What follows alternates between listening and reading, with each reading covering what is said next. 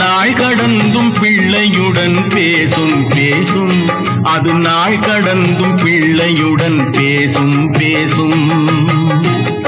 அன்று ஒரு நாள் மன்னன் சாலமனுடைய சபையில் ஒரு விசித்திரமான வழக்கு வந்தது.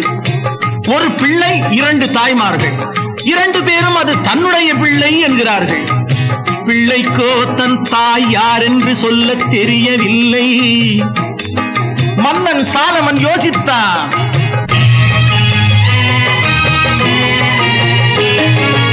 ஒரு தாயார் பல பிள்ளை பெறுவதுண்டு, 2 தாய்க்கு ஒரு பிள்ளை வருவதுண்டோ?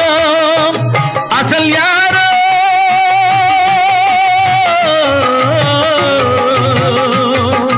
நகல் யாரோ? அசல் யாரோ நகல் யாரோ அறியேன் என்று அதிசயித்த மன்னன் சொன்னான், முடிவில் ஒன்று, முடிவில் ஒன்று.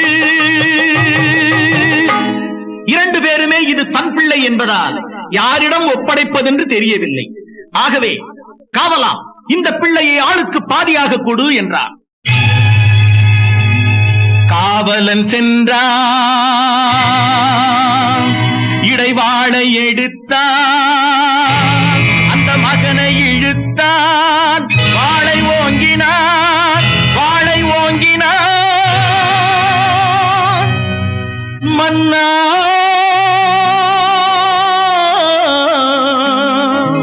மன்னா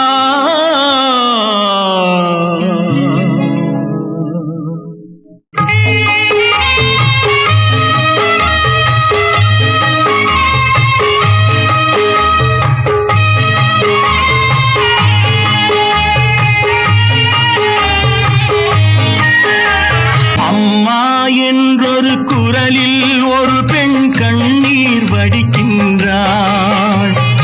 இன்னொரு பெண்ணோ வாளை கண்டும் புன்னகை புரிகின்றாள், புன்னகை புரிகின்றாள். ஆதி கொடுங்கள் என்றே அவளோ மன்னனை கேட்கின்றாள். மன்னா வேண்டாம் என்றே இவளோ மன்னனை தடுக்கின்றாள்.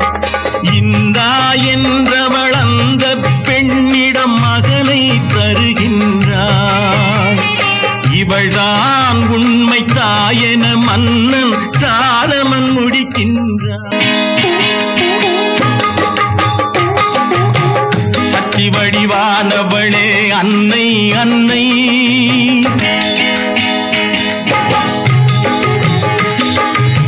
சக்தி வடிவானவளே அன்னை அன்னை, அவள் தான் அறிவாள் தான் வளர்த்த கண்ணை கண்ணை.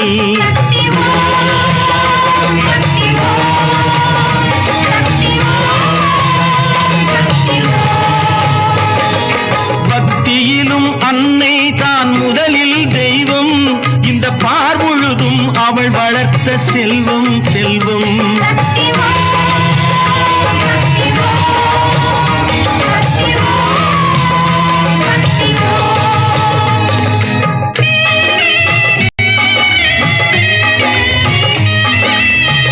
வைத்த மரம் புதிய தோட்டம் தனில் நின்று வாழ்வதுண்டு. புதியதாக வரும் உறவு யாவும் அதன் சொந்தமாவதில்லை.